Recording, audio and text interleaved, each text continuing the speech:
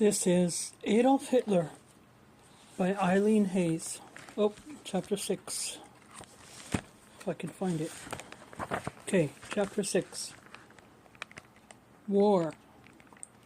Nature as such has not reserved this soil for the future possession of any particular nation or race.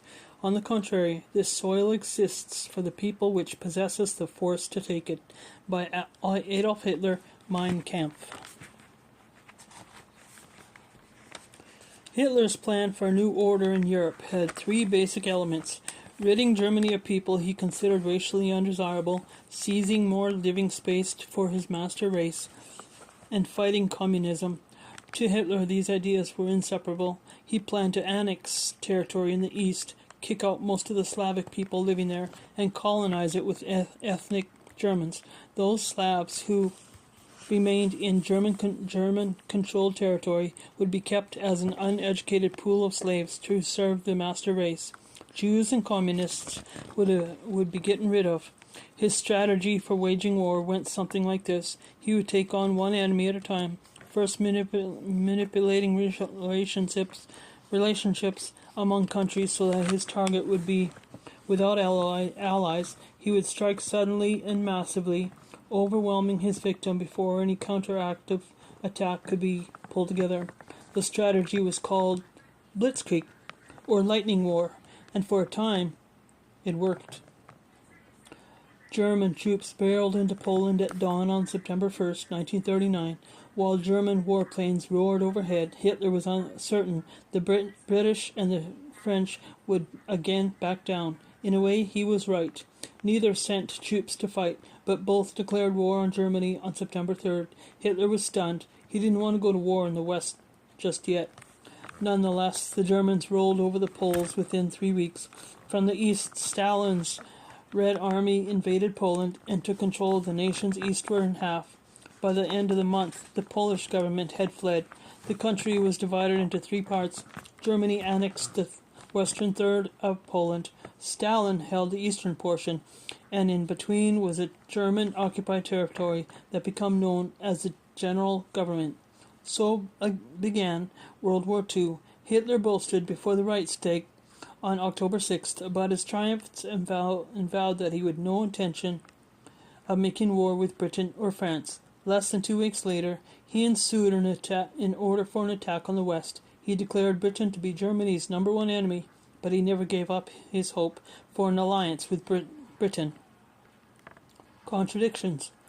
Hitler's attitude towards Britain was typical of the contradictions in his thinking and his policies. He expressed similar mixed feelings about religion, sometimes making harsh remarks about the church and other times declaring it as an indispensable political tool. He still belonged to the Catholic Church, as he would until his death. On the matter of sports, Hitler spoke often with enthusiasm about the benefits of exercise, and he required German youngsters to take part in vigorous athletic activities, but he did not engage in sports himself. Part of the reason why he shunned sports was his self-conscious reluctance to do anything that might make him look silly.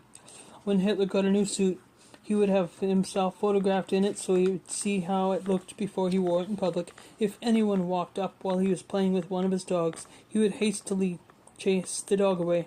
Now that his long-planned war was launched, Hitler at times seemed unable to grasp the seriousness of what he had started. He refused to listen to any of the real information about his opponents, relying instead upon his own instincts. He remained obsessed with his many building projects and ordered work on them to continue, despite the fact that construction experts, workers, and materials were needed at the battlefront to build bridges and widen roads. The conquest of Poland meant that Hitler could start experimenting with his theories about building a racially pure empire. He put Himmler in charge of moving people of Slavic heritage out and replacing them with people of German descent from other German-controlled territory. Polish children who fit the Aryan ideal that Hitler cherished, blonde hair, blue eyes, strong bodies, were taken from their families and placed into special homes to be raised as Germans. While Hitler lived in his world of glory and victory, however, his people sank into despair. No flowers were tossed at soldiers marching off to war, as they had been sent at the start of World War I. When Hitler's motorcade rolled through Munich or Berlin, it was greeted only with silence. If he wanted a cheering crowd, his aides had to go out and organize one. The man who for years had drawn his strength from crowds now pulled away from a sullen public. The Western Offensive. The Nazis and the Soviets, still in theory bound by their pact, was cooperating in several areas, including police work and trade, but Hitler was keeping an eye on Stalin and was drawing conclusions that would prove Hitler's undoing. For one thing, when the Germans and Russians met during the carving up Poland, German troops found that their Soviet counterparts had wretched equipment. Then, in a brief war to take over Finland, November 1939 to March 1940, the Soviets suffered far heavier losses than the Finns. Clearly, Hitler thought the Soviet army was weak, badly organized, and no match for his racially superior German troops. But it was not time to take on Stalin yet. On April 9, 1940, German diplomats in Denmark and Norway demanded that these nations accept German protection against the British and the French. The Danes capitulated, but the Norwegians resisted. Over the objections of his generals, Hitler launched an attack on Norway that morning. He surprised the Allies by invading from the sea and taking the main ports on Norway's long coast, while German airborne troops captured Norwegian airfields. Both were bold, unorthodox, and successful moves. By the end of June, Norway, too, was under Hitler's command. One more thing had to be done before Hitler could invade the Soviet Union. The threat of attack in the West had to be squashed so that German forces could concentrate all their energy in the East. Here again, Hitler, who by now fancied himself a military genius without peer, did the unexpected. On the German-French border with a wooded, hilly area called the Ardennes, French defenses along the Ardennes were relatively light because tanks could not possibly drive through it, or so the French thought. Hitler, supported this time by a key general, thought otherwise. On May 10, the same day Winston Churchill replaced Neville Chamberlain as Prime Minister of Britain, the Germans launched their offensive in the West. Airborne troops descended on Belgium and the Netherlands as the German army headed for France by going around the northern end of the French defense system known as the Maginot Line. The Belgians and the Dutch were quickly conquered, but the Germans' main thrust into France a few days later was through the Ardennes. German dive bombers called Stukas, equipped with screaming devices to terrify people on the ground, zoomed over France to soften up French defenses. Then the massive tank force burst through French ground defenses at a weak point west of the Maginot Line and dashed west towards the English Channel. The Allies, who had rushed troops north to fight the Germans in Belgium, were caught by surprise. By May 20th, the Germans had cut off Allied forces in the north from their bases in France, trapped against the coast at Dunkirk. France, 340,000 British and French troops had only one way to escape, across the English Channel. Quibbling among Hitler and his military chiefs gave them their chance. While the German drive was stalled, boats of all sizes and shapes swamped to Dunkirk to pick up Allied troops. By June 4th, the evacuation had been completed. Arms and equipment were left behind, but most of the men were rescued. Historians considered Germany's failure to halt the rescue to be one of the greatest blunders in the war.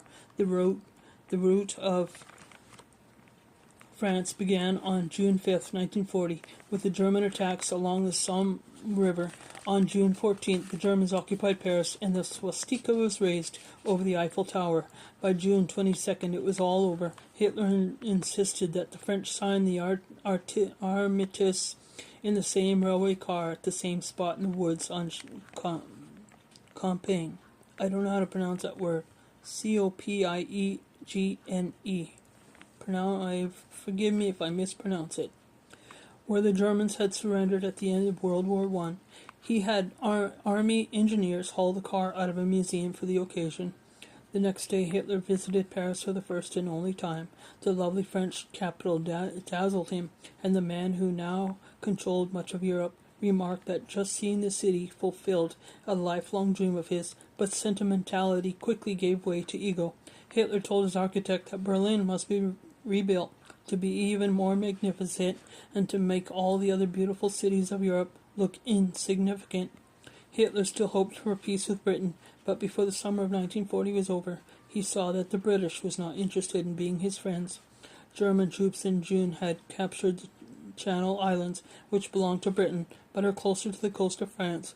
In August, the Luftwaffe opened an attack on English intended to clear the way for an invasion. The Luftwaffe mauled the British Royal Air Force RAF fighters at first.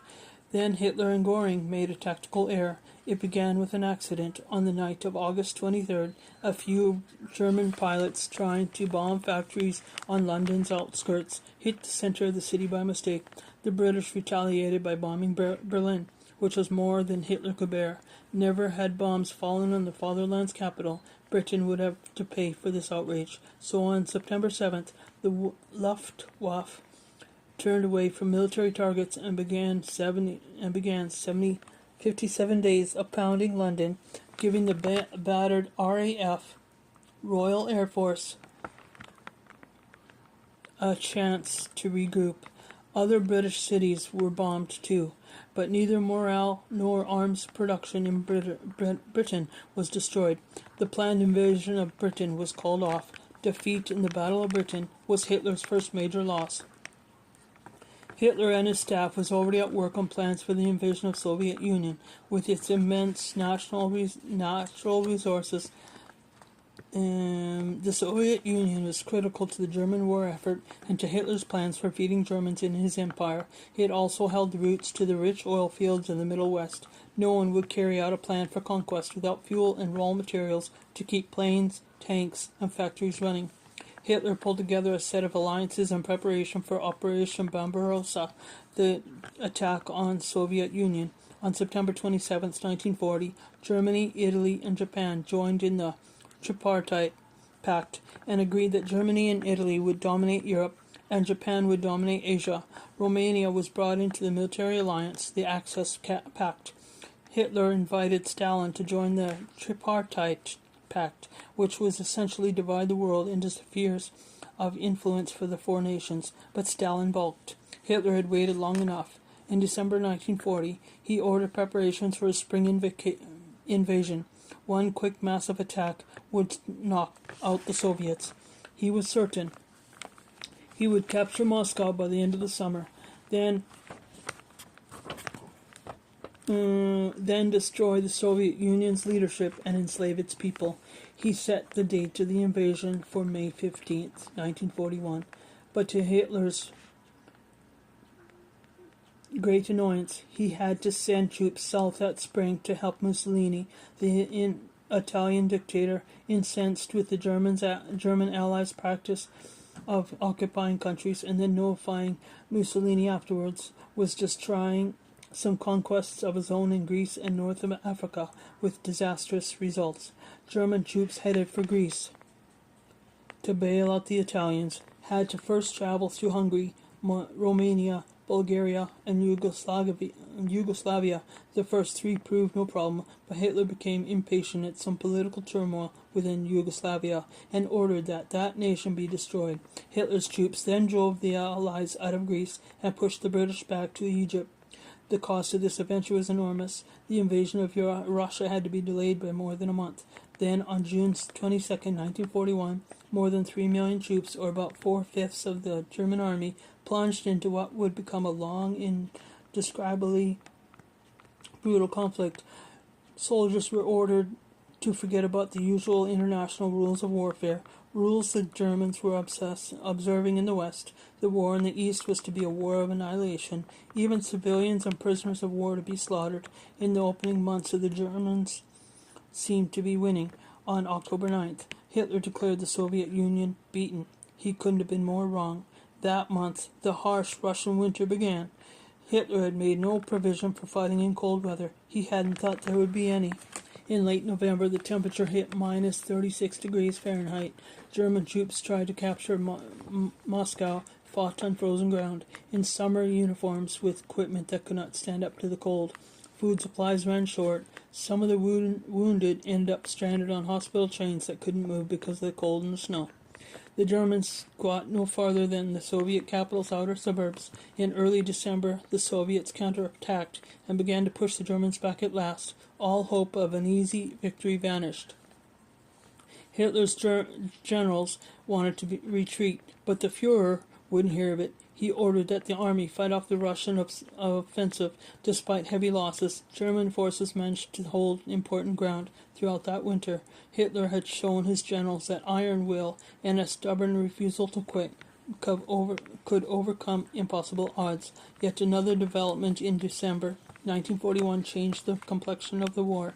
Japan bombed American ships at Pearl Harbor, Hawaii, on December 7th.